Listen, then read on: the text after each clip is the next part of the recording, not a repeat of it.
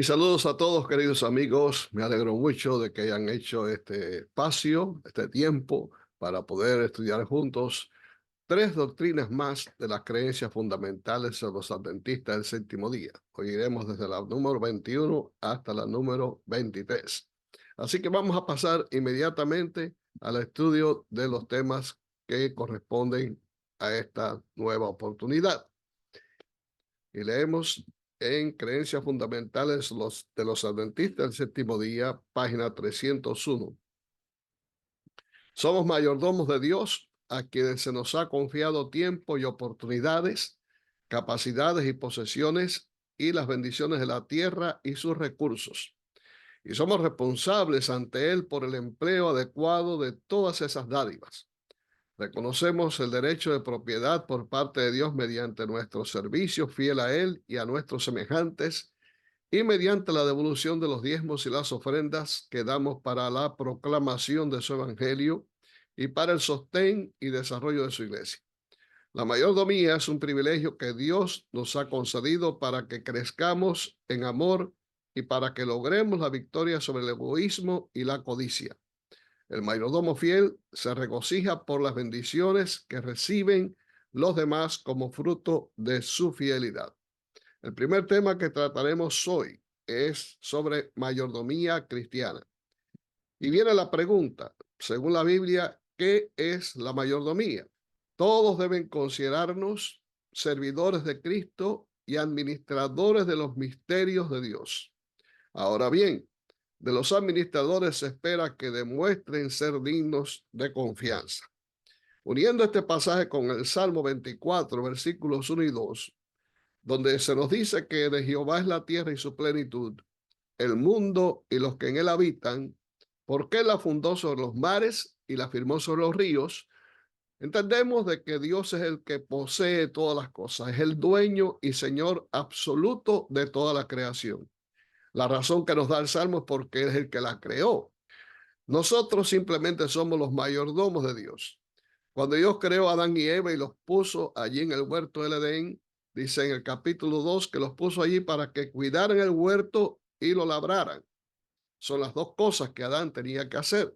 Adán no era el dueño del huerto, no era el dueño de la tierra. Adán simplemente era el vicegerente, por así decirlo, el mayordomo o el administrador de los bienes que Dios estaba poniendo a su disposición para que usara de ellos. Y una de las cosas importantes que es bueno decir es que mayordomía lo abarca todo. Cómo administramos nuestro tiempo, cómo cuidamos nuestra salud, cómo dedicamos nuestros talentos al Señor, de qué manera los usamos. Todo esto tiene que ver con mayordomía. Y también nuestras posesiones materiales, aquellas cosas que Dios nos ha dado como bendición, cómo tratamos todas esas cosas, eso está implícito en la mayordomía. Ahora bien, uno de los problemas quizás está en el hecho de que para muchos eso está bien, pero cuando se toca el asunto de lo que es las finanzas, ahí es donde muchos se erizan, se erizan porque realmente ellos piensan de que el dinero no tiene que ver nada con religión. Sin embargo, cuando vamos a la Biblia, porque aquí estamos para estudiar lo que la Biblia nos dice, pues entonces encontramos que hay varios principios que es necesario tener en cuenta cuando manejamos lo que a Dios le pertenece. Porque al fin de cuentas, Dios creó todas las cosas, incluyendo la plata, el oro, las piedras preciosas, todo pertenece a Dios. Pero viene la pregunta, ¿por qué debemos devolver los diezmos y las ofrendas?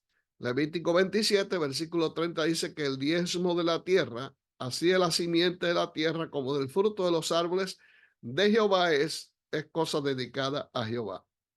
Bueno, quizá alguno diga por ahí, sí, pero eso es para la época ya del tiempo del pueblo de Israel, Antiguo Testamento, lo que se diezmaba era los frutos de la tierra, pero hoy ya no necesitamos diezmar nada de eso. Tengamos en cuenta que la sociedad israelita se desarrolló en un tiempo en que la economía era mayormente agrícola. No había la moneda de cambio, que vino después. Por lo tanto, la devolución de los diezmos tenía que ver con aquellas cosas que el pueblo producía. ¿Cuál era el uso que tenían los diezmos en aquel entonces. ¿Para qué se usaban? Leemos en 1 Corintios 9, 11, 13 y 14. Pablo dice, si nosotros sembramos entre vosotros lo espiritual, ¿es gran cosa si segáremos de vosotros lo material? ¿No sabéis que los que trabajan en las cosas sagradas comen del templo y que los que sirven al altar del altar participan? Así también ordenó el Señor a los que anuncian el evangelio que vivan del evangelio. Los levitas eran los beneficiarios del diezmo porque sencillamente Dios no les había dado a la tribu de Leví heredad dentro del pueblo de Israel. Jehová era la heredad de ellos. Ellos ministraban al Señor en el templo.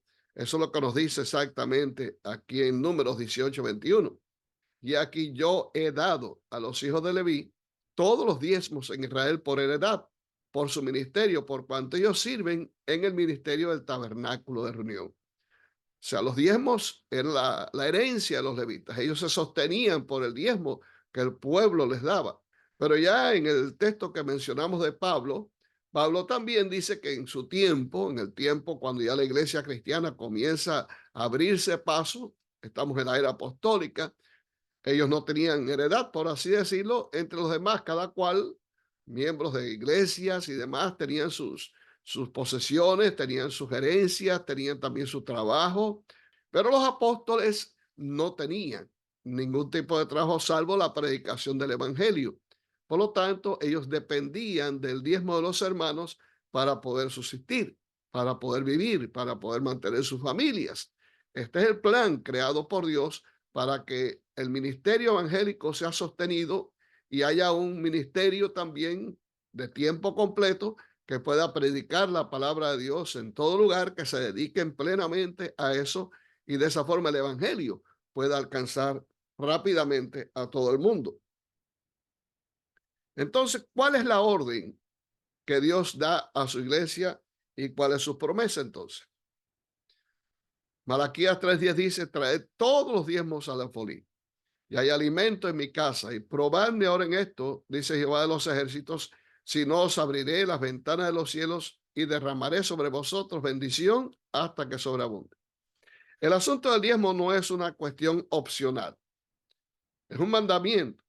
Dios ordena que debemos traer los diezmos al alfolí. En aquel tiempo, el alfolí, en el tiempo del Antiguo Testamento, era el templo donde los israelitas traían sus diezmos. En el tiempo de Pablo ya el alfolí se diversifica mucho más, porque forma parte entonces de la iglesia cristiana, de manera que el alfolí podía ser aquellas iglesias locales donde los ancianos eran los pastores y los miembros traían sus diezmos para que una vez que eran recogidos pudieran ser entregados a los apóstoles y ellos pudieran también distribuirlos en todo el ministerio que estaba siendo empleado para difundir las buenas nuevas de paz. Hoy en día la iglesia adventista tiene ese mismo sistema, o sea, nosotros los pastores vivimos del diezmo que los hermanos fielmente depositan cada sábado en las urnas de la iglesia. Nosotros mismos como pastores diezmamos también el sueldo que nos entregan por parte de una conferencia, una misión, una asociación, porque somos fieles también a este mandamiento. Creemos de que es un medio que Dios ha dispuesto, es un plan divino creado por Dios para poder sustentar la predicación de la palabra y que el ministerio pueda llevarse a cabo en todo lugar sin ningún tipo de restricción ni obstáculo. Del ministerio de los diezmos, no solamente vivimos los pastores, también profesores de universidades adventistas son mantenidos con el diezmo. Hay instituciones que tienen que ver también con la misión y también son sustentadas con el diezmo. Los administradores también reciben el sueldo de los diezmos que todos nosotros damos. Por lo tanto, el diezmo es una parte fundamental de nuestra organización, que es lo que ha contribuido para que la iglesia pueda tener indudablemente las bases económicas necesarias y el evangelio pueda seguir siendo predicado. Dios nos pide que traigamos los diezmos fielmente al alfolí. El alfolí es la iglesia a la cual tú perteneces, no es otra iglesia por allí a la cual tú le envíes tus diezmos, ni ningún ministerio independiente. No, tus diezmos deben ser depositados fielmente en la iglesia de la cual tú eres miembro. El Señor entonces te promete que va a derramar bendición hasta que sobreabunde. Y te hablo por mi propia experiencia.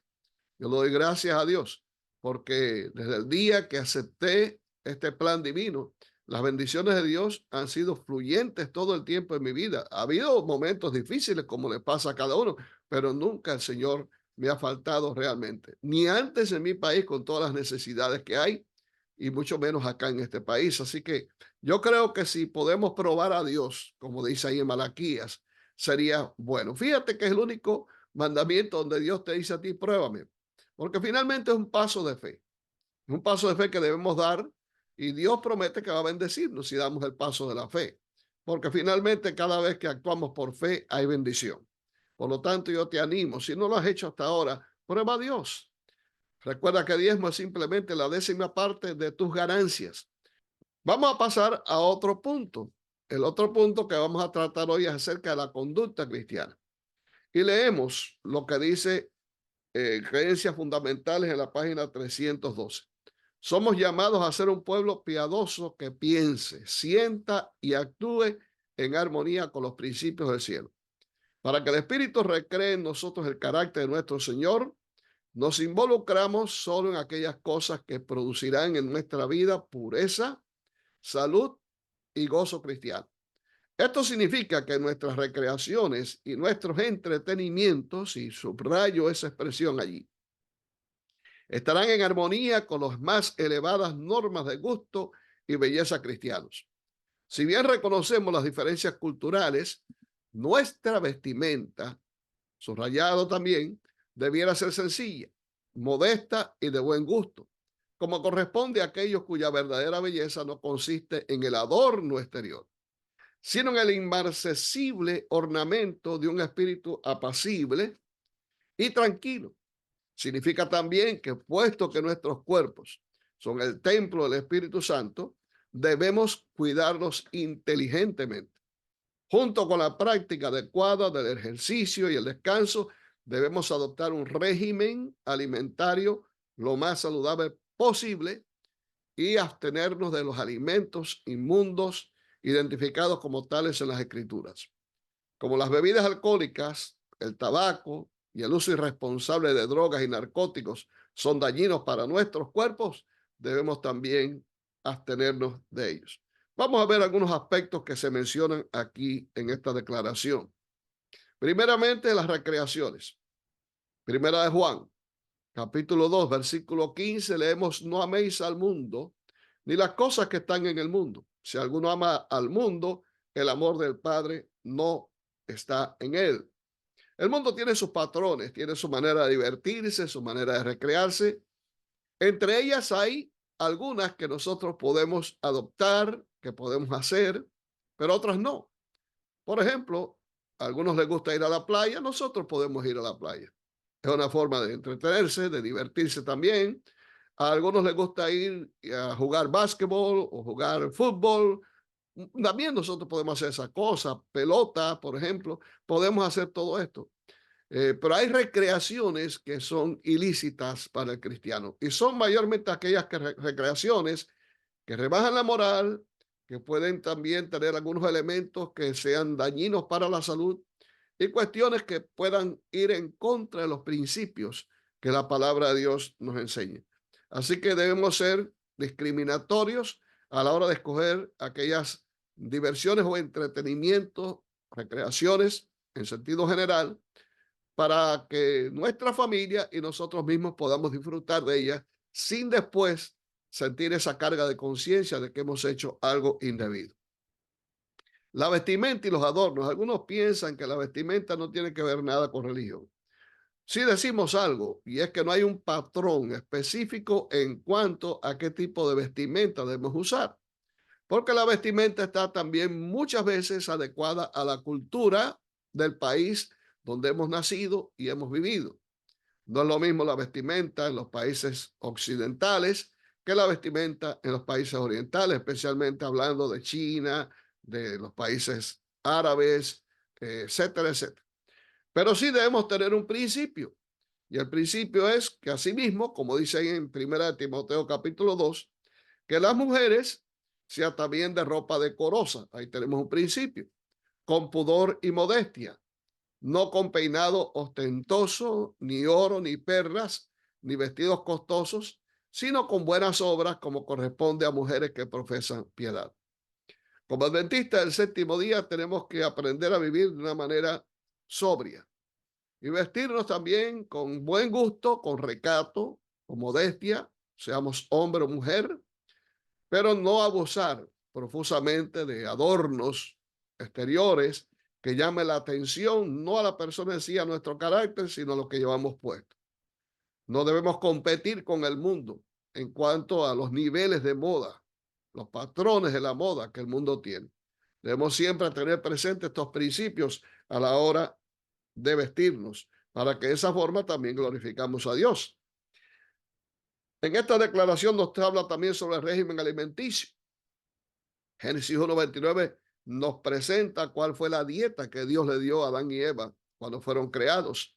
Y dijo Dios, he aquí os he dado toda planta que da semilla, que está sobre toda la tierra, y todo árbol en que hay fruto y que da semilla os serán para comer.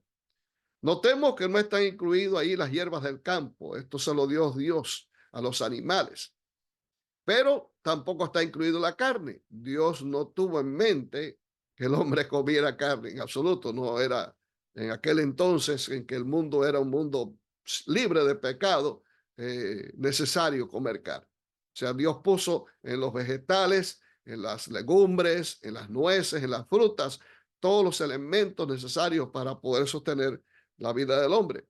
Pero llega el diluvio y por causa del diluvio, toda la fauna vegetal fue barrida, aniquilada sobre la tierra, y entonces Dios le da a Noé una lista de los animales que él podía comer porque por un tiempo, quizás el plan de Dios no era para siempre, el hombre debía sostenerse también de los animales. Esa es la razón por la cual cuando Dios le dice a Noé la cantidad de animales que debían entrar en el arca, le da una distinción. Dice, de todo animal limpio. O sea que ya Noé sabía quiénes eran los animales limpios y quiénes no.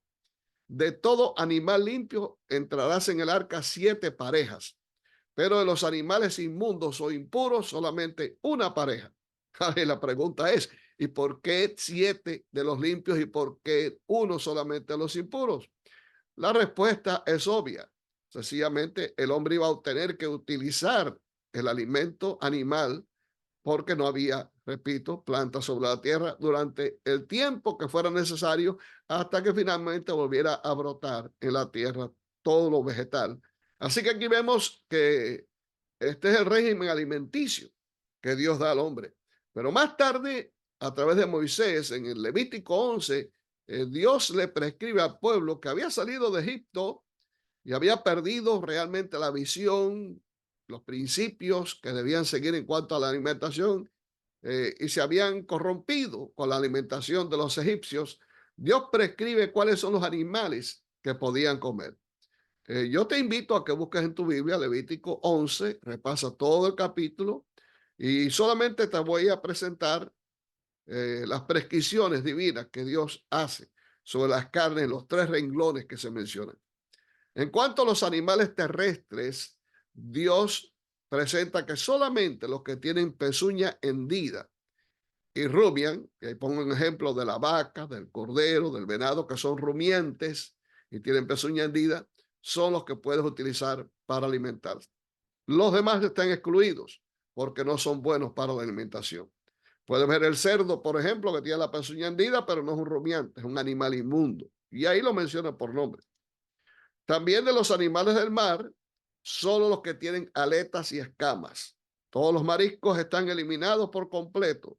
Los mariscos, tales como el camarón, la langosta, son los basureros del mar. Es como decir los buitres en la tierra. Así que son dañinos para la salud, son tóxicos para la salud.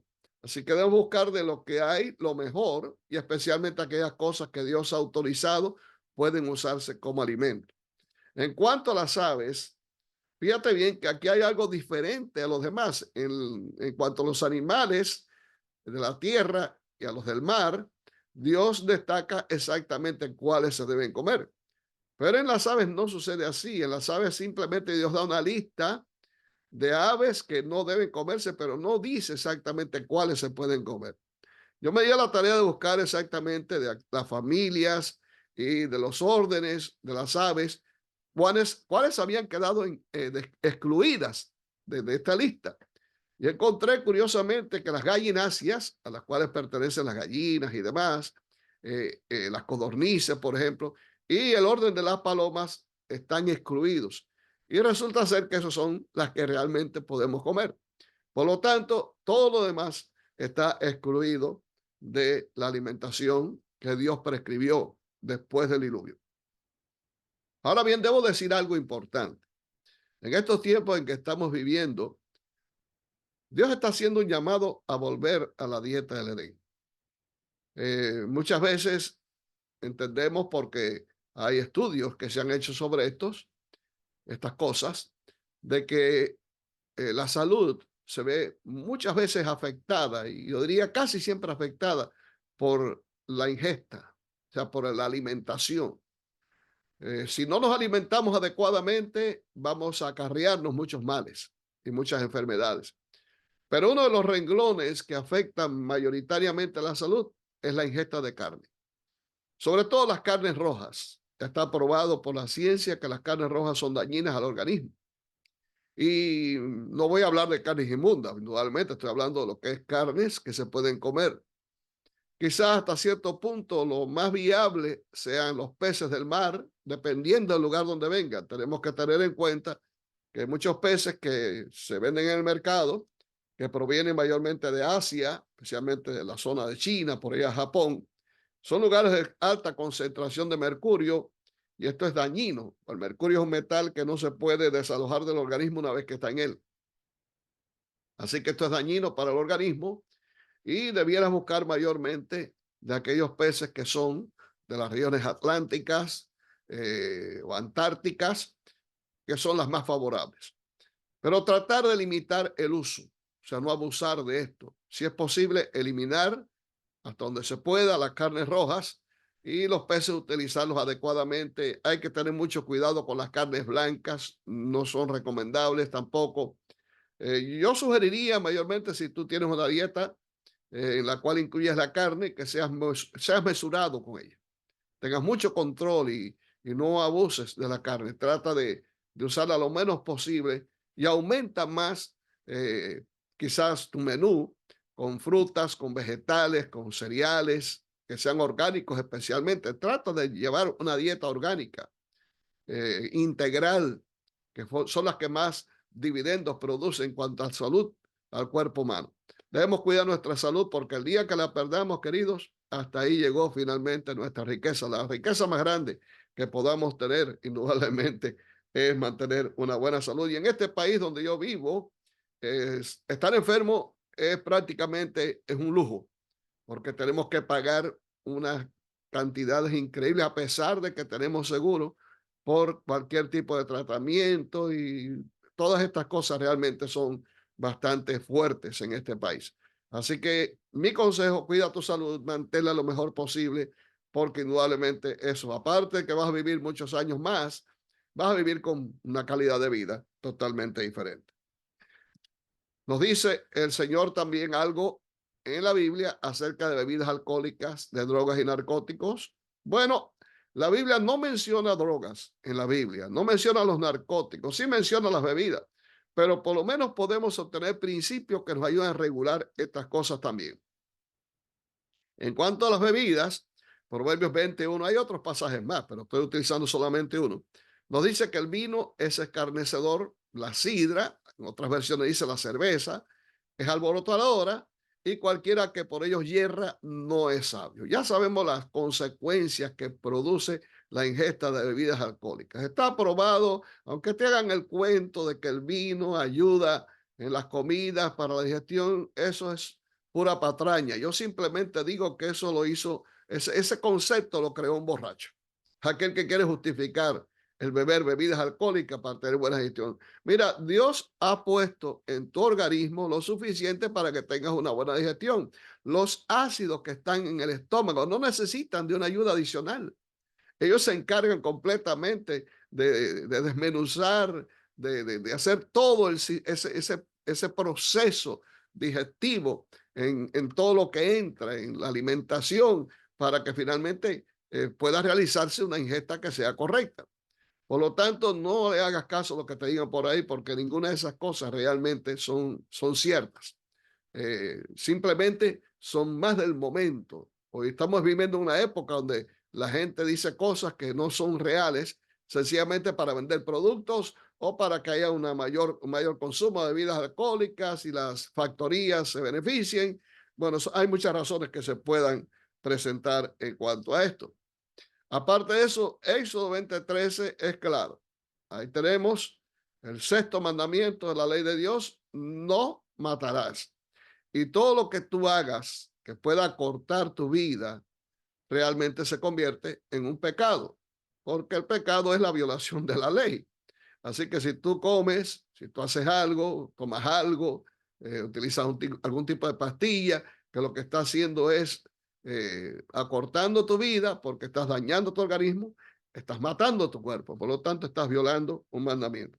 Claro, no quiero lucir o parecer dogmático en esto, porque sabemos que tratamientos médicos, o sea, no estoy hablando aquí de lo que es una medicación eh, quizás aplicada por un facultativo por causa de problemas de salud que tú tienes. Sabemos perfectamente que todo tipo de medicina tiene sus efectos secundarios, pero tenemos que usar medicinas también, porque si no las usamos, la situación sería peor. Pero ninguna medicina debe ser usada a menos que un doctor, un médico, un facultativo te la recete, te la prescriba. Por lo tanto, tenemos que evitar el prescribirnos nosotros por nuestra cuenta las medicinas que pensamos debemos usar. Hay quien viene y te dice: oh, tienes este problema, hay un catarro, usa esto, toma aquello. Mucho cuidado, a menos que sean quizás algún tipo de cocimiento de hierbas naturales que no te afecten. Ten cuidado con estar medicándote usando tal vez algún tipo de narcóticos o no sé. Hay tantas cosas que la gente usa para tratar de resolver sus problemas y lejos de resolverlos, lo que los agudiza aún más. Mucho cuidado con lo que tú tomas, con las medicinas que tú usas. No las uses a menos que un médico te las recete. Ese es mi consejo. Más razonablemente lo que dice también el apóstol Pablo acá, en 1 Corintios 3, 16 y 17, nos pregunta: ¿no sabéis que sois templo de Dios y que el Espíritu de Dios mora en vosotros? Si alguno destruyere el templo de Dios, Dios le destruirá a él, porque el templo de Dios, el cual sois vosotros, santo es. Así que aquí se está incluyendo drogas, se está incluyendo todo tipo de cosas que tú puedas introducir en tu cuerpo, puedan dañarte, puedan afectar tu salud, inclusive la muerte. Así que siempre que nosotros hagamos algo, debemos recordar que todo debemos hacerlo para la gloria y la honra de nuestro Dios. Y entramos en la última parte de nuestro estudio hoy. Matrimonio y familia es la creencia fundamental número 23. Leemos: el matrimonio fue establecido por Dios en el Edén y confirmado por Jesús para que fuera una unión para toda la vida entre un hombre y una mujer, en amante compañerismo. Para el cristiano, el matrimonio es un compromiso con Dios y con el cónyuge, y debiera celebrarse solo entre personas que participan de la misma fe. El amor mutuo, el honor, el respeto y la responsabilidad constituyen la estructura de esa relación, que debe reflejar el amor, la santidad, la intimidad y la perdurabilidad de la relación que existe entre Cristo y su iglesia. Con respecto al divorcio, Jesús enseñó que las personas que se divorcian, a menos que sea por causa de relaciones sexuales ilícitas y se casa con otra persona, comete adulterio. Dios bendice a la familia y quiere que sus miembros se ayuden mutuamente hasta alcanzar la plena madurez. Los padres deben criar a sus hijos para que amen y obedezcan al Señor. Deben enseñarles mediante el precepto y el ejemplo que Cristo disciplina amorosamente, que siempre es tierno, que se preocupa por sus criaturas y que quiere que lleguen a ser miembros de su cuerpo, la familia de Dios. La familia tiene un origen divino.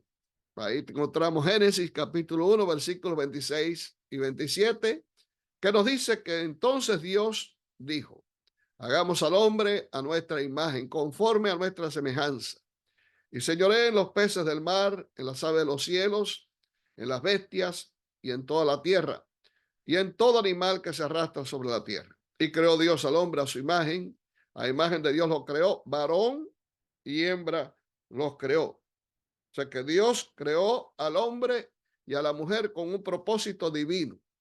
Plasmó en ellos su imagen y su semejanza física con Dios y la imagen que es el carácter de Dios. Ambos, Adán y Eva, poseían esa imagen. Dios creó hombre y mujer, varón y hembra. Él no creó a Adán y a Esteban, no, Dios creó a Adán y Eva. De manera que los fundamentos de la familia tienen una base heterogénea. Un hombre con sus rasgos masculinos y creado a la perfección para que sea el enlace perfecto con la parte femenina, que es la mujer. Anatómicamente, psicológicamente, emocionalmente, diferentes, porque el hombre y la mujer son totalmente distintos. Somos iguales en cuanto a principios de creación delante de Dios, porque somos seres humanos creados a la imagen de Dios.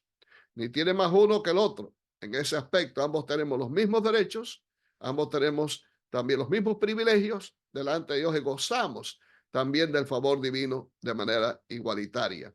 En Cristo Jesús no hay hombre, no hay mujer. Somos todos una cosa en Cristo. Pero en cuanto a individualidad, somos totalmente diferentes. Cada uno tiene su personalidad propia y Dios creó al hombre y a la mujer como entes separados, pero que unidos forman una unidad. Unidos forman esa sólida base que Dios estableció para la familia. Por lo tanto, veamos la familia no como un aborto evolutivo, sino como un propósito de Dios de crear algo maravilloso para que pudiera la tierra realmente ser henchida de hombres y mujeres que glorificaran a Dios y que formaran parte de la familia celestial. Aquí en Génesis 2 se nos habla del proceso que usó Dios para la creación de la mujer. Dice que de la costilla que Jehová Dios tomó del hombre, hizo una mujer y la trajo al hombre. En los versículos que anteceden nos dicen que Dios puso a Adán a dormir, un profundo sueño. Y ahí está la primera operación. Ahí está la primera operación y el cirujano fue Dios. Tomó una costilla y de esa costilla hizo una mujer y la trajo al hombre. Dijo entonces Adán, esto es ahora hueso de mis huesos y carne de mi carne. Esta será llamada varona porque del varón fue tomada. Cuando vas al hebreo, la palabra que se utiliza para varón es la palabra ish y para la mujer se utiliza la palabra isha. O sea, estos términos nos hacen ver que proceden los dos de la misma raíz, por lo tanto son iguales ambos. El uno proviene del otro, son carne y hueso de la misma fuente. Y también ambos fueron creados por Dios. Dios creó al hombre de una forma diferente, a la mujer, pero todos recibieron el toque divino de su mano. Dice, por tanto, y esta expresión que está aquí no tiene que ver con Adán. Esta es la declaración, la sentencia de Dios cuando casa a Adán y Eva. Por tanto, dejará el hombre a su padre y a su madre y se unirá a su mujer y serán una sola carne. Esa es la misma sentencia que todos los pastores pronunciamos cuando casamos a una pareja. Ahora bien, ¿qué instrucciones dio Jesús con respecto al divorcio? Tengamos en cuenta que Dios estableció el matrimonio para que perdurara para siempre. Como leímos hace un momento, lo que Dios juntó no lo separa el hombre. Pero el divorcio existe desde hace mucho. Después que entró el pecado, bueno, el divorcio fue ocupando su lugar en la sociedad, se corrompió más en los tiempos bíblicos y hoy en día pues ni se diga, y las cosas han llegado a un punto que cualquiera se divorcia por cualquier razón. Aquí está lo que dijo Jesús en Mateo capítulo 5. También fue dicho, cualquiera que repudia a su mujer, dele carta de divorcio. Pero yo os digo que el que repudia a su mujer, a no ser por causa de fornicación, hace que ella adultere, y el que se casa con la repudiada, pues también comete adulterio. ¿Cuáles son los motivos que pueden causar divorcio entonces? Ahí te dejo algunos pasajes, toma cuenta de ellos porque no los voy a leer, pero la poligamia. Dios le dio a Adán una sola mujer, no le dio dos, ni tres, ni cuatro. Ahora tú te vas a preguntar y me vas a preguntar a mí, ¿por qué Salomón tuvo tantas mujeres? ¿Por qué David también? Bueno, es que se permitieron las cosas y la gente comenzó a vivir conforme a los patrones de la sociedad y Dios tuvo que trabajar lentamente, pacientemente, con todas aquellas generaciones de hombres que estaban pervertidos en cuanto a los conceptos del matrimonio, para entonces poder llevarlos a su plan original. Así actúa Dios con el ser humano. Entonces, puedes poner en esa cláusula también, puedes poner, digamos, la esclavitud. Había esclavismo, sí, había esclavismo en el tiempo de Israel y había también esclavistas en el tiempo de Pablo. Por lo tanto, Dios tuvo que trabajar en esas sociedades para poder traer las cosas al punto que fuera correcto. Así que la poligamia está totalmente prohibida por la Biblia y puede ser causa de divorcio. Fornicación y adulterio. Hay algunos pasajes también que te hablan de eso. ¿Por qué fornicación? ¿Por qué adulterio? Adulterio se entiende que es la violación de los votos matrimoniales. Fornicación es todo tipo de acto sexual que no está apoyado por la palabra de Dios, todo tipo de corrupción sexual. También el incesto, o sea, tener relaciones con una persona de tu familia. Hay países donde está prohibido casarse inclusive hasta con primos. Por lo tanto, uno tiene que tener cuidado a la hora de escoger una persona para casarse, no tener esos vínculos sanguíneos que pueden inclusive convertirse en un problema a la hora de tener hijos. Eso ha creado problemas, así que esto está prohibido por la palabra de Dios. La homosexualidad, digan lo que te digan, hable el mundo lo que hable. Hoy en día las cosas se han cambiado de patas arriba y están diciendo que esto es bueno cuando en realidad es malo. Pero como quieran pensar las cosas, la realidad es que la homosexualidad está prohibida por la palabra de Dios. Es un pecado aberrante, como cualquier otro tipo de pecado. No es que sea el peor del mundo. No, no, pecado es pecado en cualquiera de sus formas. Eso solamente tiene un nombre. Y la homosexualidad tiene su remedio. El remedio está en Cristo. Pero si en el caso de un matrimonio, como ha sucedido y está sucediendo, alguien un día se declara que está en un cuerpo extraño, que no se siente como tal y que va a cambiar de rumbo, bueno, pues hay un motivo suficiente para también aplicar el divorcio. El vicio de la pornografía, algo que está rampante en nuestro tiempo. Ahí Jesús dice en Mateo 5 que si alguno mira a una mujer y la desea en su corazón, ya cometió con ella adulterio. Y no necesariamente tienen que mirarla en vivo. La pornografía ha venido a sustituir el mirar en vivo y mucha gente cae en este vicio. Si tú estás pasando por ese problema, tienes que tirarte de rodillas y tener una lucha con Dios, así como Jacob tuvo con el ángel. Ten esa lucha con Dios y pídele a Dios que te ayude a librarte de ese vicio. La pornografía es un vicio tan poderoso como lo es el alcoholismo, como es la drogadicción, y para poder librarte de ella, solamente el poder de Dios puede ayudarte. ¿Cuál es el consejo que Dios da a los esposos? En Efesios 5, Pablo tiene un tratado de las buenas relaciones entre los esposos. Primeramente nos dice, someteos unos a otros en el temor de Dios. No hay superiores en el matrimonio. No hay aquello de que yo soy aquí el que mando. El día que tú digas a tu familia, el día que tú le digas a tu esposa, aquí yo soy el que mando, ahí perdiste completamente la batalla. No, el matrimonio es una unidad. Formamos parte de una unidad. Y ambos tenemos que trabajar en conjunto. Tenemos que trabajar en asociación.